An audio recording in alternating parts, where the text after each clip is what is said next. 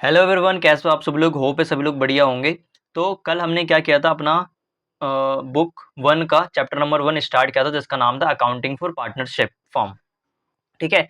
उसके अंदर हमने सबसे पहले तो पार्टनरशिप की मीनिंग देखी थी कि पार्टनरशिप क्या होता है। ठीक है, पार्टनरशिप का मीनिंग देखा था। तो पार्टनरशिप की मीनिंग में हमने क्या देखा था कि पार्टनरशिप क्या होता है, रिलेशन होता है किसके बीच में, जिन्होंने प्रॉफिट को शेयर करने के लिए एग्री किया है। ठीक है, तो ये हमने क्या देखा था, मीनिंग देखा था। उसके बाद जो पर्सन पार्टनरशिप के अंदर हैं उनको हम इंडिविजुअली क्या कहते हैं, पार्टनर्स कहते हैं, और कलेक्टिवली हम उसे क्या कहते हैं, फॉर्म कहते हैं। यहाँ पर भी हमने इसका एग्जांपल लेकर के देखा था।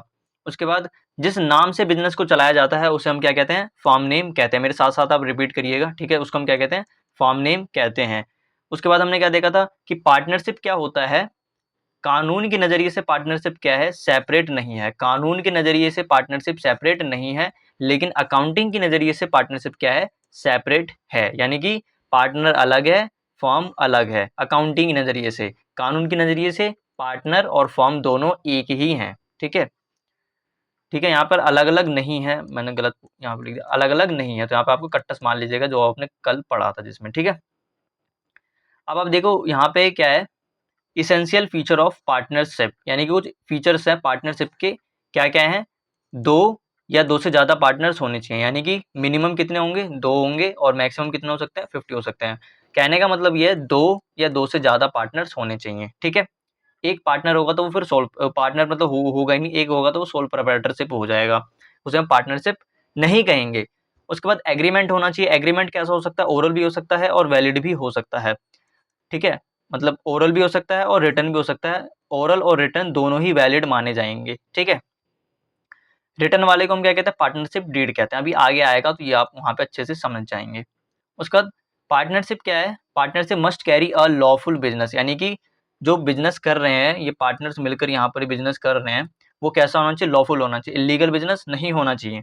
उसके बाद profit sharing must be there. Profit sharing क्या होना चाहिए, होना चाहिए। क्या लॉस को शेयर करना जरूरी है, तो मैंडेटरी नहीं है। ठीक है, म्यूचुअल एजेंसी होनी चाहिए। म्यूचुअल एजेंसी का मतलब हमने क्या देखा था कि कोई भी पार्टनर दूसरे पार्टनर का प्रिंसिपल भी हो सकता है, एजेंट भी हो सकता है। ठीक है, उसका यहाँ पर हमने देखा था, एग्जाम्पल वगैरह लिया था। और दूसरी बात क्या देखी थी कि म्यूचुअल एजेंसी क्या होता है, ये ट्रू टेस्ट होता है किसी भी पार्टनरशिप का। ठीक है, तो आज हम यहाँ पे अपना स्टार्ट कर देते हैं राइट्स ऑफ पार्टनर्स, यानी कि आगे बढ़ते हैं। ठीक है, आगे बढ़ने से पहले मैं आपको एक चीज़ बता देता हूँ, जो भी मैं यहाँ पे नोट्स लिखा हूँ वो आप क्या है, अपनी कॉपी में भी साथ के साथ यहाँ पर लिख सकते हैं। ठीक है, मतलब देख करके लिख सकते हैं, ऐसी कोई बात नहीं है। तो अब हमारा यहाँ पर क्या टॉपिक आ गया है, राइट्स ऑफ पार्टनर्स। यानी कि राइट्स ऑफ पार्टनर्स का मतलब क्या है कि पार्टनर्स जो होते हैं फॉर्म के अंदर, उनके पास क्या होता है, हक होता है। ठीक है, किसी चीज़ का हक होता है, वो हक क्या क्या वो हम आगे देखेंगे। तो क्या होता है, मान लेते हैं ये एक फॉर्म है। ठीक है, फॉर्म के अंदर ये पार्टनर्स है बहुत सारे, वो उसके पीछे खड़े हैं, सबके सब तो दिख नहीं रहा आगे से। तो पार्टनर्स हैं, तो वो पार्टनर्स के पास क्या होता है, कुछ राइट्स होते हैं, कुछ राइट्स होते हैं। तो क्या क्या राइट्स होते हैं वो हम यहाँ पर अब देख लेते हैं। तो राइट्स होते हैं इनके पास, तो क्या क्या राइट्स होते हैं अब देखते हैं। तो every partner has the right, every partner has the right to participate in management. सभी पार्टनर्स के पास हक होता है कि वो मैनेजमेंट में पार्टिसिपेट करे, यानी कि जो मैनेजमेंट होता है ना वहाँ का, उसमें वो पार्टिसिपेट करे। आप बिजनेस स्टडीज में देखेंगे मैनेजमेंट का पूरा मतलब, यहाँ पे समझाने बैठूंगा फिर काम खराब हो जाएगा। तो आपको बस ध्यान के रखना है कि मैनेजमेंट में पार्टिसिपेट करने का उसको हक होता है। B consulted about business matters. अब कुछ बिजनेस से रिलेटेड कुछ बातें चल रही हैं। ठीक है, बिजनेस से रिलेटेड मतलब मान लेते हैं कि कुछ नया खोलना है, एक्सपेंड करना है, डाइवर्सिफाई करना है, तो उसके लिए उसे कंसल्ट किया जाना चाहिए। यानी कि बिजनेस कुछ भी कर रहा है तो उसके लिए उसके पास हक है, यानी कि पार्टनर के पास हक है कि उसे कंसल्ट किया जाना चाहिए किसी भी बिजनेस मैटर के अंदर। तो सबसे पहला हक क्या हो गया, उसको मैनेजमेंट में पार्टिसिपेट करने का हक है। कोई कुछ भी बिजनेस मैटर है तो उसमें उसे कंसल्ट किया जाना चाहिए, ये उसके पास हक है। वो बुक को इंस्पेक्ट कर सकता है, यानी कि बुक्स वगैरह चेक कर सकता है। वो प्रॉफिट एंड लॉस को शेयर कर सकता है। ठीक है, उसके बाद डिसअलाउ एडमिशन, इसको मैं थोड़ा अलग से हाईलाइट करता हूँ। डिसअलाउ एडमिशन, एडमिशन को डिसअलाउ कर सकता है। ठीक है, इसको यहाँ पे समझते हैं अपन, पांचवा पॉइंट क्या है, देखो। अब मान लेते हैं ये एक फॉर्म है। ठीक है, ये क्या है, फॉर्म है। इस फॉर्म के अंदर क्या है, 30 पार्टनर्स हैं। 30 पार्टनर मिल करके इस फॉर्म को चला रहे हैं। सर कौन सा फर्म है ये फर्म मान लेते हैं 30 पार्टनर। सर बहुत ज़्यादा हो गए, कौन सा फर्म है ये बताओ। तो ये ना XYZ कंपनी है, ठीक है, XYZ कंपनी है, बहुत बड़ी कंपनी है। तो 30 पार्टनर मिलकर इसको चला रहे हैं, ठीक है। अब क्या हुआ, एक नया मतलब एक नया पर्सन है, एक नया पर्सन है जो कि क्या होना चाहता है इस फर्म के अंदर। इसने देखा अरे 30 पार्टनर है, बहुत बड़ी कंपनी होगी ये तो, ठीक है। अब XYZ कंपनी बहुत बड़ी कंपनी है, ठीक है। तो XYZ कंपनी क्या है, बहुत बड़ी कंपनी है। अब ये पर्सन है, ठीक है, ये क्या चाहता है, ये एडमिट होना चाहता है, वांट एडमिट होना चाहता है इस फर्म के अंदर।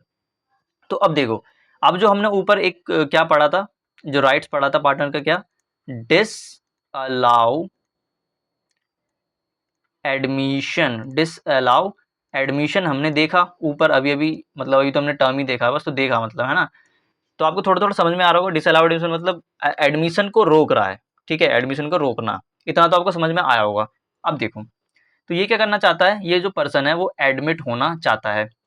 अब यहाँ पर 30 पार्टनर हैं। अब देखो, ये फॉर्म के अंदर आया, तो यहाँ पे क्या हुआ, फॉर्म में 30 पार्टनर में से 29 पार्टनर्स ने क्या किया, 29 पार्टनर्स ने क्या किया, ओके कर दिया।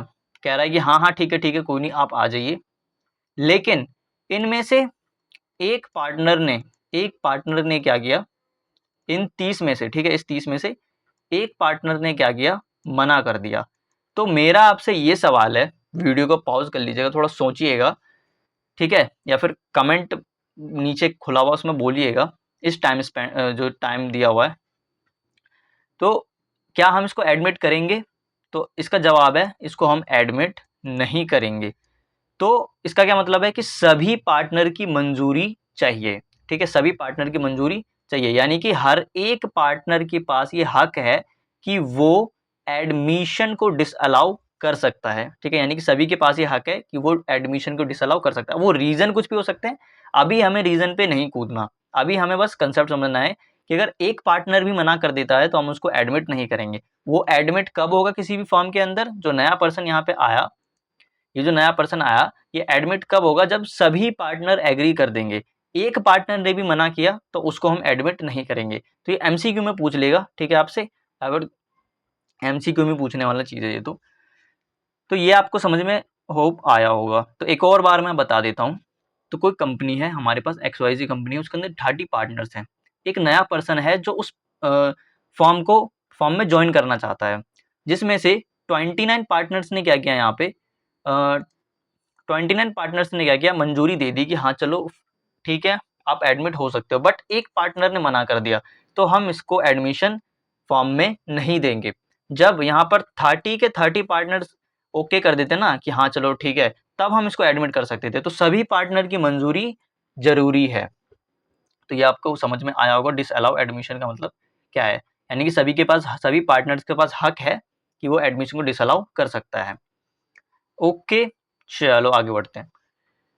Retire from form. अब कोई भी जो पार्टनर है वो रिटायर हो सकता है फॉर्म में। कब रिटायर हो सकता है, after giving proper notice, after giving proper notice. यहां पे मैं लिख भी देता हूं, रिटायर फ्रॉम फॉर्म,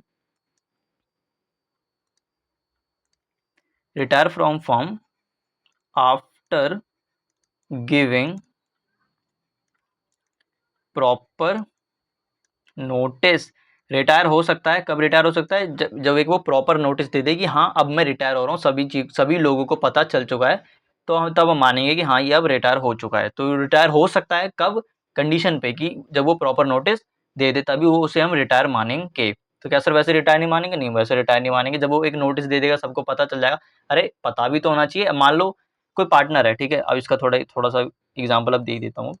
ये पार्टनर है ये रिटायर होना चाहता है, ठीक है, आगे पढ़ोगे आप रिटायरमेंट वाले में, रिटायरमेंट वाला पूरा का पूरा चैप्टर है। तो ये रिटायर होना चाहता है, ठीक है। अब रिटायर हो गया ये, ठीक है, मन में अब यहाँ पे तो हो गया। बाहर जो मान लेते हैं इसके क्रेडिटर थे कुछ, ठीक है, मान लेते हैं क्रेडिटर थे बहुत सारे, इनको पैसा देना था किसी को। तो अब इसने बोल दिया मैं रिटायर हो रहा हूँ, तो क्या हम मान लेंगे कि रिटायर हो गया। क्रेडिटर तो अभी भी इससे पैसा मांगेंगे ना, ठीक है ना। तो अभी तक ये रिटायर नहीं हुआ, तो रिटायर कब होगा, जब एक प्रॉपर नोटिस दे देगा। जब प्रॉपर नोटिस दे देगा क्रेडिटर वगैरह जो भी लोग हैं, सबको पता चल जाएगा, तो हम इसे मान लेंगे कि हाँ चलो अब ये क्या हो चुका है, रिटायर हो चुका है, ठीक है, तो अभी किसी भी चीज़ के लिए लायबल नहीं है। नहीं तो ये अगर नोटिस नहीं देगा तो ये अभी भी इस क्रेडिटर के लिए लायबल है, यानी कि जो भी लायबिलिटीज़ है उसके लिए ये लायबल है। तो जब प्रॉपर नोटिस दे देगा तभी हम उसे रिटायर मानेंगे। अभी आपको इतना ही समझना है, रिटायरमेंट वाले में हम अच्छे से पढ़ेंगे उसको, ठीक है। तो इसको मैं यहाँ से डिलीट कर देता हूँ, बस थोड़ा सा समझाने के लिए था। अब आप खुद ही सोचो, अगर वो प्रॉपर आप कहीं पे जा रहे हो, ठीक है, अब आपने बताया ही नहीं है कि मैं आ रहा हूँ, तो मान लेते हैं आप दिल्ली से मुंबई जा रहे हो, ठीक है। अब मुंबई में कोई तो होगा जो आपको मतलब वहाँ से पिक करेगा। तो अगर आप वहाँ पे चले गए, आपने किसी को कुछ बताया होगा जभी तो वो पिक करने आएगा। तो अब आपने किसी को कुछ बताया नहीं है तो उसको कैसे पता चलेगा, है ना? तो वो तो यही समझेगा कि कुछ हुआ ही नहीं, लेकिन आप वहाँ पे आके खड़े हो, कोई आने लेने नहीं आ रहा, तो यही बात हो जाती है। तो प्रॉपर नोटिस के बाद ही हम मानेंगे कि वो रिटायर हो चुका है। अब 7th पॉइंट थोड़ा अभी आपको कम समझ में आएगा, वैसे तो बेसिक्स है लेकिन कम समझ में आएगा, आगे चल के अच्छे से समझ में आ जाएगा जब हम कंसेप्ट वगैरह डिस्कस करेंगे, ठीक है। तो अभी तो हम थ्योरी पढ़ रहे हैं छोटे-छोटे। तो every partner who has advanced loan का मतलब मैं बता देता हूँ। एडवांस्ड लोन का मतलब होता है लोन देना। तो पार्टनर ने इसका अब क्या मतलब समझ में आ रहा है कि पार्टनर ने लोन दिया है टू, किसको दिया है? टू द फर्म, ठीक है। उसको उस पर इंटरेस्ट मिलेगा, यानी कि जो भी लोन वगैरह दिया है उसने फॉर्म को, उस पे उसको इंटरेस्ट मिलेगा, ये उसके पास हक होता है, ठीक है। तो ये हमारे 7 पॉइंट थे, किस चीज़ के? पार्टनर के राइट्स के, ठीक है। तो एवरी पार्टनर के पास राइट होता है। सबसे पहले तो वो मैनेजमेंट में पार्टिसिपेट कर सकता है, किसी भी बिजनेस मैटर में उसे कंसल्ट किया जाना चाहिए, वो बुक को इंस्पेक्ट कर सकता है, चेक कर सकता है, प्रॉफिट और लॉस शेयर करने मतलब प्रॉफिट एंड लॉस शेयर करने का उसके पास हक होता है। वो एडमिशन को डिसअलाउ कर सकता है, ठीक है। ये अभी अभी मैंने नीचे देखा पूरा का पूरा कार्यक्रम। उसके बाद फर्म से रिटायर हो सकता है आफ्टर गिविंग प्रॉपर नोटिस, ठीक है। और सभी पार्टनर जो जिन्होंने लोन दे रखा है फर्म को, उस पर उसको इंटरेस्ट मिलेगा, ये उसके पास हक होता है। तो ये आपको समझ में आया होगा। आगे हम बढ़ जाते हैं। चलो, हमारा आ चुका है अब पार्टनरशिप डीड। ऊपर हमने देखा था ना रिटन एग्रीमेंट, एक तो हमने ओरल एग्रीमेंट होता है, और हमारा मतलब एक तो ओरल एग्रीमेंट होता है, दूसरा जो रिटन एग्रीमेंट होता है। तो रिटन एग्रीमेंट वाले को हम क्या कहते हैं? Partnership deed. अभी आपको थोड़ा टर्म बढ़िया लग रहा होगा सुनने में, हाँ, पार्टनरशिप डीड नाम है, कुछ बढ़िया सा लग रहा है। लास्ट के टाइम जाते जाते क्या होगा, नॉर्मल ही लगने लग जाता है, ठीक है। तो खैर पार्टनरशिप डीड पढ़ते हैं क्या होता है। Partnership deed is the written document. Partnership deed क्या होता है? रिटन डॉक्यूमेंट होता है, यानी कि लिखित रूप में होता है ये, ठीक है, लिखित रूप में होता है। तो रिटन डॉक्यूमेंट होता है कंटेनिंग डिटेल्स ऑफ पार्टनरशिप। और क्या कंटेन करता है, मतलब क्या मतलब रिटन डॉक्यूमेंट होता है, रिटन में क्या होता है? पार्टनरशिप के डिटेल्स होते हैं रिटन के अंदर, जैसे कि टर्म्स एंड कंडीशन, यानी कि पार्टनरशिप कैसे चलाना है, क्या नहीं है, सब कुछ मतलब उसके अंदर लिखा हुआ होता है, टर्म्स एंड कंडीशंस। अच्छा, चलो अब आगे बढ़ते हैं। अब देखते हैं कि क्या सर जो डीड है, जो पार्टनरशिप डीड वगैरह हम टर्म्स एंड कंडीशन वगैरह लिखते हैं, वो क्या करते हैं? ये मान लेते हैं कॉपी है, ठीक है, कॉपी का ये पेपर है, पेपर पे हमने यहाँ पे सब कुछ लिख दिया, सिग्नेचर वगैरह कर दी, तो क्या हम मान लेंगे कि पार्टनरशिप डीड है? तो ऐसा हम नहीं मानेंगे। तो इसके लिए बकायदा एक स्टैम्प पेपर लगता है, वो मैंने कहीं से भी स्टैम्प पेपर लिया है, मुझे मिल नहीं रहा था, ठीक है, पार्टनरशिप डीड वाला। तो मे बी ये हो भी सकता है, पता नहीं, मेरे को देखा नहीं है मैंने। तो ये क्या होता है?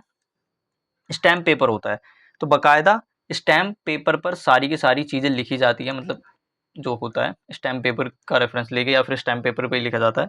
अब पूरा प्रोसीजर मेरे को पता नहीं है, ठीक है। तो स्टैम्प पेपर होता है, तो स्टैम्प पेपर पे क्या होता है? पार्टनरशिप डीड बनती है, और उस डीड के ऊपर स्टैम्प लगता है। स्टैम्प लगता है, किसका लगता है stamp? Stamp of registrar, stamp of registrar of firm. तो फर्म, ठीक है। तो रजिस्ट्रार ऑफ फर्म का क्या लगता है? यहाँ पर स्टैम्प लगता है, तभी हम मानते हैं कि पार्टनरशिप डीड हमारी बन गई, ठीक है। तो ऐसा नहीं है कि आपने पीछे से पन्ना फाड़ा, चलो उस पर सब कुछ पार्टनरशिप के बारे में लिख दिया, अरे पार्टनरशिप बन गई हमारी। ये वही वाला केस हो जाएगा जो मैं ऊपर आपको बता रहा था। अच्छा, बंदे बस सोच रहे हैं तो पार्टनरशिप बन गया, तो वैसा नहीं होगा। तो स्टैम्प पेपर पे बाकायदा सब कुछ होना चाहिए, स्टैम्प पेपर पे होना चाहिए।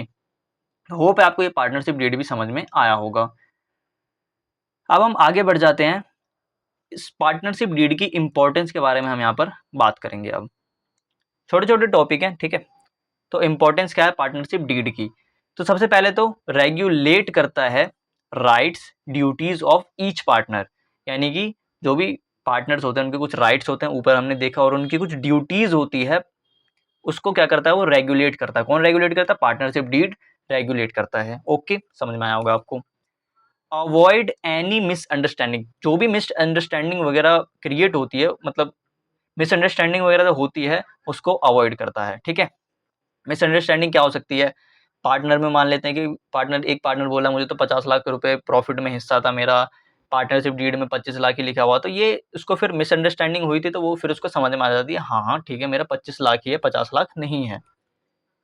डिस्प्यूट वगैरह आराम से, मतलब डिस्प्यूट वगैरह क्या हो जाते हैं, ईजिली सेटल हो जाते हैं, सेटल्ड ईजिली। मतलब क्या है इसका? देखो, कुछ भी पार्टनरशिप में क्या होता है भाई, देखो जहां पर भी पैसे का मामला आता है, लड़ाई झगड़ा जाहिर सी बात है होना ही है, उसमें कोई दो राय नहीं है। तो डिस्प्यूट वगैरह हो जाती है। तो अब मान लेते हैं दो पार्टनर थे, कहाँ पे बताऊं, चलो यहाँ पे बताता हूँ। ये अच्छा हाँ, ये हमारे दो पार्टनर्स थे, ठीक है, दो पार्टनर्स थे। अब एक पार्टनर क्या कह रहा है कि मेरे को तो प्रॉफिट में 50 लाख रुपए मिलना चाहिए, दूसरा पार्टनर कह रहा है नहीं भाई 25 लाख ही तेरे को मिलने वाले हैं। तो क्या हो गया, अब मान लेते बहुत देर तक इनमें बहस चलती रही, झगड़ा हो गया। अब क्या था, अब मान लेते इनका पार्टनरशिप डीड था नहीं, तो पता नहीं था किसको क्या मिलना चाहिए, तो इन दोनों में झगड़ा हो गया, खूनम खान हो गया, मतलब खून निकल गए। ठीक है, तो अब मान लेते इनका पार्टनरशिप होता तो क्या होता, ये सब होता ही नहीं, आराम से बातचीत समझ में आ जाती है, अच्छा हाँ डीड में तो ना 25 लाख है ना 50 लाख है, डीड में तो 20 लाख रुपए इसको देना है इस वाले पार्टनर को। तो ये लड़ाई झगड़ा आराम से, जो डिस्प्यूट था वो आराम से सेटल हो गया। तो इसलिए हमें पार्टनरशिप डीड की जरूरत पड़ती है, तो इंपॉर्टेंस देख रहे हैं हम लोग। ठीक है ना, तो ये आपको समझ में आया होगा। इसको डिलीट कर देते हैं यहाँ से। ठीक है, चलो अब क्या है, considered as evidence in court, इसको हम कोर्ट के अंदर एविडेंस के तौर पर यूज कर सकते हैं। ठीक है, कि कुछ भी होता है तो हम एविडेंस के तौर पर इसे यूज कर सकते हैं, तो ये हमारा एविडेंस हो जाता है कोर्ट के अंदर। तो ये हमारी चार इंपॉर्टेंस थी पार्टनरशिप डीड की। ठीक है, चलो अब एलिमेंट देख लेते हैं। एलिमेंट मतलब क्या क्या चीजें उसके अंदर होती हैं। तो एलिमेंट ऑफ पार्टनरशिप डीड, यानी कि उसके अंदर मतलब जो पार्टनरशिप डीड होता है उसके अंदर क्या क्या होता है। तो कुछ ही बातें मैंने यहाँ पे लिखी है, बाकी आपकी बुक में दिया हुआ है, टीएस ग्रेवाल में अच्छे से बहुत बड़ा अच्छा खासा दिया हुआ है कंटेंट, आप वहां से पढ़ सकते हैं, इधर लिखने का कोई फायदा नहीं है। तो सबसे पहले क्या होता है, डिस्क्रिप्शन ऑफ पार्टनरशिप, यानी कि पार्टनरशिप का जो पार्टनर्स का नेम क्या है, एड्रेस क्या है, तो उन सब के बारे में उसमें लिखा होता है। डिस्क्रिप्शन ऑफ फॉर्म, यानी कि फॉर्म के बारे में कुछ लिखा होता है। प्रिंसिपल प्लेस, यानी कि फॉर्म मतलब जो प्रिंसिपल प्लेस है बिजनेस का वो कहाँ पर है, बिजनेस का नेचर क्या है, कमेंसमेंट वगैरह क्या है, तो वो उसके अंदर लिखी होती है। मतलब जो भी पार्टनरशिप से रिलेटेड जो भी बातें हैं उसके अंदर लिखी हुई होती है। इतना ही है, बस आप पढ़ सकते हैं, पढ़ना है तो। उसके बाद आता है हमारा important provision of Indian partnership act 1932, यानी कि कुछ प्रोविजन दिए हैं इंडियन पार्टनरशिप एक्ट में जो हमें पढ़ना है, वो यहाँ पे तीन ही है बस। तो क्या है, इफ ऑल पार्टनर एग्री, देखो इफ ऑल पार्टनर एग्री, अगर सभी पार्टनर एग्री करते हैं तो a minor can be admitted into partnership. ठीक है, तो क्या बोला मैंने कि अगर सभी पार्टनर एग्री करते हैं, क्या बोला, अगर ऑल पार्टनर, सभी पार्टनर्स एग्री करते हैं तो किसी माइनर, माइनर कौन होता है, जो 18 ईयर से छोटा होता है, ठीक है, जो 18 साल से छोटा होता है उसे हम क्या कहते हैं, माइनर कहते हैं। तो अगर सभी पार्टनर एग्री करते हैं तो हम किसी माइनर को पार्टनरशिप में एडमिट कर सकते हैं, यानी कि उसको हम एडमिशन दे सकते हैं। अगर सभी कंडीशन देखो वो तो सेटिस्फाई होगी, अगर सभी पार्टनर्स एग्री करते हैं तो तभी हम किसी को एडमिट कर देंगे। तो डिसअलाउ वाला आपको याद आ रहा होगा, ठीक है अभी। तो किसी भी माइनर को हम क्या कर सकते हैं, एडमिट कर सकते हैं, किसके लिए, बेनिफिट फॉर द पार्टनरशिप के लिए। अगर कोई माइनर है वो पार्टनरशिप में बेनिफिट दे सकता है तो सभी पार्टनर की मंजूरी पर हम उसको एडमिट कर लेंगे। ऐसा कहाँ बोला, सेक्शन 30 में बोला गया है। ठीक है, तो ये आपको समझ में आया होगा, तो सेक्शन 30 में ये बोला गया है। उसके बाद आगे बढ़ते हैं, तो ये आपको समझ में आएगा कि कोई भी माइनर को हम एडमिट कर सकते हैं अगर वो बेनिफिट देता है और अगर सभी पार्टनर एग्री करते हैं तो। उसके बाद रजिस्ट्रेशन ऑफ फॉर्म, यानी कि रजिस्ट्रेशन ऑफ फॉर्म, फॉर्म का registration of form under partnership act is optional, यानी कि किसी भी मतलब जो पार्टनरशिप होता है उसका जो रजिस्ट्रेशन है वो ऑप्शनल होता है, यानी कि अगर पार्टनर्स की मर्जी है तो रजिस्ट्रेशन करवा भी सकते हैं, अगर पार्टनर की मर्जी नहीं है रजिस्ट्रेशन करवाने की तो वो नहीं भी करवा सकते हैं। तो रजिस्ट्रेशन कैसा ऑप्शनल है और कंपल्सरी नहीं है, ऐसा कहाँ बोला है सेक्शन 69 में। ठीक है, उसके बाद यहाँ पे क्या बोला है, unless otherwise agreed by the partners a form is dissolve on the death of a partner. अब देखो क्या बोला है सेक्शन 13 इंडियन पार्टनरशिप एक्ट ने क्या बोला है कि अगर कोई पार्टनर की डेथ हो जाती है, ठीक है, अगर कोई पार्टनर की डेथ हो जाती है तो फिर हम क्या करेंगे, जो पार्टनरशिप है, पार्टनरशिप बिजनेस है, वो क्या हो जाएगा, डिसॉल्व हो जाएगा। वो क्या हो जाएगा, डिसॉल्व का मतलब मिलना नहीं है, डिसॉल्व का मतलब यहाँ पे बंद हो जाएगा, उसको बंद कर दिया जाएगा। अब एक कंडीशन है, कंडीशन क्या है, अगर पार्टनर ने पार्टनरशिप डीड ऊपर हमने देखा उसमें सब कुछ लिखा रहता है, तो अगर उसमें कुछ ऐसा लिख रखा है कि नहीं अगर कोई पार्टनर मर भी जाता है तब भी ये बिजनेस चलता रहेगा तो चलता रहेगा, ठीक है, तब उसमें कोई दिक्कत नहीं है। लेकिन अगर कुछ ऐसा नहीं है, ठीक है, पार्टनरशिप डीड में ऐसा नहीं लिखा हुआ कि पार्टनर के मरने पर क्या करेंगे, तो उस केस में क्या हो जाएगा, फॉर्म डिसॉल्व हो जाएगा, तो बंद हो जाएगा। ठीक है, सिंपल सी बात ये है। तो होप है ये 3 प्रोविजन आपको समझ में आए होंगे इंडियन पार्टनरशिप एक्ट 1932 के। तो सबसे पहला क्या था, किसी भी माइनर को हम क्या कर सकते हैं, किसी भी माइनर को हम एडमिट कर सकते हैं अगर सभी पार्टनर एग्री करते हैं और अगर वो कुछ बेनिफिट देता है तो। ठीक है, और जो फॉर्म का रजिस्ट्रेशन है वो क्या कंपलसरी है, नहीं कंपलसरी नहीं है, ऑप्शनल है। अगर कोई पार्टनर मर जाता है तो क्या कर देंगे, फॉर्म को डिसॉल्व कर देंगे। ठीक है, पार्टनरशिप डीड में अगर उन्होंने कुछ अपना लिख रखा है तो उसके हिसाब से चलेंगे, अगर कुछ नहीं लिख रखा तो डेथ पे क्या हो जाएगी, जो पार्टनरशिप है या फिर फॉर्म जो है वो डिसॉल्व हो जाएगी, ऐसा सेक्शन 35 में बोला गया है। तो ये देख रहे हो आप, पार्टनर ये मर रहा है थोड़ा सा, तो इसके मरण पे क्या कर देंगे हम, जो फॉर्म है उसको बंद कर देंगे।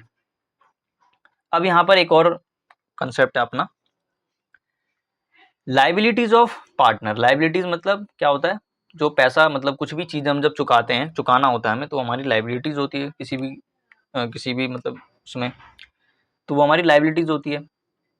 तो लाइबिलिटीज पार्टनर्स की क्या क्या है वो हम यहाँ पर देख रहे हैं, यानी कि क्या बोला है कि पार्टनर्स की कुछ लाइबिलिटीज होती है। तो क्या क्या लाइबिलिटीज है, 2 ही लाइबिलिटीज है पार्टनर्स की, वो हम यहाँ पर देखते हैं।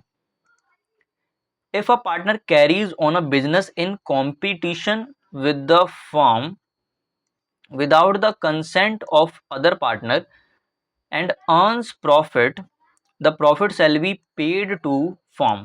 क्या बोल दिया सर, कुछ समझ में नहीं आया अंग्रेजी में, तो चलो समझते हैं, यहाँ पे चित्र बना करके समझते हैं मस्त बढ़िया सा। तो देखो क्या हुआ, ये एक फर्म है, ठीक है, ये एक फर्म है, ये बिजनेस करती है, किस चीज़ का बिजनेस करती है, बिजनेस करती है, मान लो बुक्स का बिजनेस करती है ये, ठीक है, तुम एजुकेशनल लेवल पे लेके जाएंगे एग्जाम्पल को, बुक्स का बिजनेस करती है। इसमें 3 पार्टनर्स हैं, इसमें 3 पार्टनर्स हैं, ए बी एंड सी, तो ये 3 पार्टनर्स हैं। अब क्या हुआ, ये एक फार्म है, अब यहाँ पे एक लाइन खींच देता हूँ मैं, ये आप मान लो एक रोड है, ठीक है, रोड है और यहाँ पे एक बड़ी सी दीवार है, ठीक है, दीवार है, और दीवार के पीछे यहाँ पर जो एक इनमें से एक पार्टनर था, इनमें से एक ये वाला पार्टनर था जो सी था, सी ने क्या किया, यहाँ पर क्या किया, सी ने एक अपना खुद का बुक्स का दुकान खोल लिया। इसने क्या किया, खुद का अपना बुक्स का दुकान खोल लिया। अब आप ऊपर में, अब लाइन में सबसे पहले इस इतना समझते ऊपर वाली लाइन से, तो if a partner carries on business, if a partner carries on business, if a partner carries on business in competition with the firm. अब देखो कोई पार्टनर है, यहाँ पे क्या है, सी है, ये क्या कर रहा है, फर्म के कंपटीशन में इसने क्या किया, अपना एक दूसरा बिजनेस स्टार्ट कर दिया। फर्म के कंपटीशन में ये भी बुक का बिजनेस कर रहे हैं और इसने भी अपना खुद का बुक का बिजनेस स्टार्ट कर दिया। तो इसने क्या किया, फर्म के कंपटीशन में इसने अपना दुकान खोल लिया, अपना बिजनेस खोल लिया, ठीक है, और बिना किसी कंसेंट के। इन दोनों को तो पता ही नहीं है, ये दोनों तो एकदम क्या कहते हैं उसे, ये दोनों क्या है, एकदम मासूम है, नीला कलर कर देता हूँ, मासूम है ये, इनको पता नहीं है कुछ, कंसेंट, बिना किसी कंसेंट के सी ने क्या करा, यहाँ पर अपना बुक्स का स्टोर मास्ट खोल लिया। ठीक है, अब क्या होगा देखो, तो अब आगे क्या लिखा वो आगे पढ़ो। विदाउट द कंसेंट, यानी कि इन दोनों को पता नहीं है, लेकिन सी ने बिजनेस के कंपटीशन में क्या किया है, एक बुक्स का स्टोर खोल लिया है। ठीक है, तो यहाँ पर अगर सी को कुछ प्रॉफिट होता है, यानी कि यहाँ पर अगर सी को कुछ प्रॉफिट वगैरह होता है, तो यहाँ पर देखो क्या लिखा हुआ है, अगर उसको प्रॉफिट होता है तो earns profit from such business, अगर उस बिजनेस से कुछ भी प्रॉफिट कमाता है तो वो कहाँ दे देगा, वापस उसे फर्म को देना पड़ेगा। यानी कि मान लेते हैं अगर 50 रुपए का उसने प्रॉफिट कमाया, तो ये 50 रुपए का प्रॉफिट इस दीवार से कूद के, इस रोड से कूद के वापस फर्म को देना पड़ेगा। कंसेप्ट समझिए, ठीक है। अब तो अगर कोई पार्टनर फर्म के कंपटीशन में कोई अपना खुद का बिजनेस खोल लेता है, तो बिना, वो भी बिना पार्टनर के कंसेंट के, वैसे तो उसकी जरूरत नहीं पड़ती, बिना किसी कंसेंट के, तो उससे जो उसको प्रॉफिट हुआ है वो उसको वापस फर्म को देना पड़ेगा। तो shall be paid to firm, यानी कि फर्म को वापस देना पड़ेगा। अच्छा, एक और बात यहाँ पे अराइज होती है, क्या लॉस भी वापस देना पड़ेगा, तो उसका जवाब है नहीं, लॉस नहीं देंगे वापस, लॉस फर्म नहीं बियर करेगा, लॉस तो खुद ही अपना सी पर्सनली बियर करेगा। ठीक है, तो प्रॉफिट जो हुआ वो तो देना पड़ेगा, लॉस नहीं देगा वो, मतलब लॉस लेगा ही नहीं, सब तो अपना फायदा देखते हैं ना। ये तुम्हारी पहली लाइबिलिटी, तो ये एक तरीके से लाइबिलिटी है, इससे जो प्रॉफिट हुआ वो उसको कहाँ देना, फॉर्म को देना, तो ये लाइबिलिटी हो गई। ये प्रॉफिट क्या है, लाइबिलिटी है, छोटा सा यहाँ पर कोने में एकदम लाइबिलिटी लिख दिया मैंने।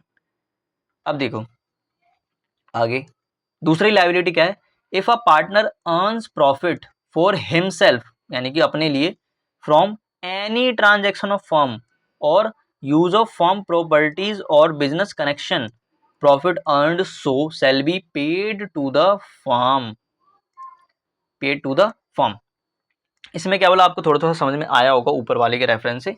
तो यहाँ पे क्या हुआ, अगर कोई पार्टनर है, अगर वो प्रॉफिट कमाता है खुद के लिए, फॉर्म के ट्रांजैक्शन से, किसके ट्रांजैक्शन से, फॉर्म के ट्रांजैक्शन से अगर वो प्रॉफिट कमाता है, या फिर फॉर्म के किसी भी प्रॉपर्टी का यूज करके वो प्रॉफिट वगैरह कमाता है, तो वो प्रॉफिट उसे फॉर्म को वापस देना पड़ेगा। इसके लिए डायग्राम बनाने की जरूरत है नहीं, बिल्कुल भी जरूरत नहीं है। ठीक है, तो ये क्या हो गया, चलो डायग्राम यहाँ पे बना ही देता हूँ, फिर नहीं तो खाली खाली सा लगेगा। तो मान लेते हैं ये एक बिजनेस है, 3 पार्टनर है यहाँ पर भी, जिसको समझ में नहीं आया वो यहाँ पे समझ ले दोबारा। ए है, बी है, सी है। ठीक है, अब यहाँ पे एक दूसरा भी फॉर्म ले लेते हैं हम। इस फॉर्म का नाम क्या रख देते हैं, इसका नाम रख देते हैं इसका नाम रख देते हैं ओ। ठीक है, इसका नाम रख देते हैं पी, ओ पी। तो एक फॉर्म ओ है, एक फॉर्म पी है। ठीक है, अब ये जो हमारा फॉर्म है, ये वाला जो फॉर्म है, इस वाले पे आपको फोकस करना है। ये वाला जो हमारा फॉर्म है, इस पे आपको फोकस करना है। और एक ये वाला हमारा फॉर्म है, इसको भी ब्लू नीला रंग कर देते हैं। तो 2 फॉर्म हो गए हमारे पास। अब ये फॉर्म ने क्या किया, इसको कुछ गुड्स बेचा, मान लेते हैं यहाँ पर गुड्स सेल करा, यहाँ पर 50 लाख रुपए का। ठीक है, अब यहाँ पर जो डिफॉल्टर, इम्पोस्टर बोले तो, ठीक है, इम्पोस्टर कौन निकला, बी इम्पोस्टर निकला। बी ने क्या किया था, बी ने इसके साथ अपनी बातचीत बना रखी थी। ठीक है, बी ने क्या कर रखा था, बातचीत बना रखा था। तो जब इसने पेमेंट किया, तो 50 लाख की जगह, मतलब 50 लाख ही रुपए पेमेंट किए, लेकिन 50 लाख में से 1 लाख रुपए इसने 10 लाख लेते हैं, 10 लाख रुपए इसने क्या किया, अपनी जेब में भर लिया। इसने इसको बोल दिया था, मतलब बोला वाला कुछ नहीं था, 50 लाख का सेल किया, 50 लाख में से उसने 10 लाख अपनी जेब में कर लिए। तो ये क्या किया, इसने अपने लिए प्रॉफिट बनाया। ठीक है, ये क्या किया, इसने अपने लिए प्रॉफिट हिमसेल्फ। तो उसने जो प्रॉफिट कमाया वो उसे वापस कहाँ देना पड़ेगा, फॉर्म को देना पड़ेगा। ठीक है, तो उसे कहाँ देना पड़ेगा, वापस फॉर्म को देना पड़ेगा। तो ये आपको समझ में आया होगा। तो ये 2 लाइबिलिटीज होती है किसी भी पार्टनर्स की। ठीक है, तो आज हमें बस इतना ही पढ़ना था। ठीक है, एक बार मैं आपको ऊपर से दिखा देता हूँ क्या क्या हमने पढ़ लिया आज। तो सबसे पहले तो हमने क्या किया, राइट्स ऑफ पार्टनर पढ़े, जिसमें हमने इंपॉर्टेंट एक देखा था कि डिसअलाउ एडमिशन वाला। ठीक है, उसके बाद फिर यहाँ पर पार्टनरशिप डीड के बारे में पढ़ा, जो कि क्या होता है कि रिटन डॉक्यूमेंट होता है जिसमें डिटेल्स वगैरह होती है पार्टनरशिप की। उसके बाद इसको हम पीछे का पन्ने फाड़ के नहीं बनाते, इसको हम स्टैम्प पेपर पर बाकायदा प्रोसीजर होता है उसके बाद ही बनाते हैं, और इस पर स्टैम्प लगता है किसका, रजिस्ट्रार ऑफ फर्म का। उसके बाद पार्टनरशिप डीड की इंपॉर्टेंस वगैरह देखी है, फिर एलिमेंट देखे पार्टनरशिप डीड के, फिर उसके कुछ प्रोविजन वगैरह देखे, फिर हमने लास्ट में क्या देखा अपना लाइबिलिटीज ऑफ पार्टनर, यानी कि पार्टनर की कुछ लाइबिलिटीज होती हैं तो वो हमने यहाँ पर देखा है। ठीक है, तो आज हमें बस इतना ही पढ़ना था, तो आप कल इतना नोट्स वगैरह बना लीजिएगा खुद से, ठीक है, क्योंकि सब कुछ दिख ही रहा, कुछ वाटर मार्क वगैरह कुछ है नहीं यहाँ पे, तो आराम से आप देख सकते हैं, लिख सकते हैं आराम से। ठीक है, तो आज के लिए बस इतना ही, मिलते हैं अगली वीडियो में, तब तक के लिए धन्यवाद।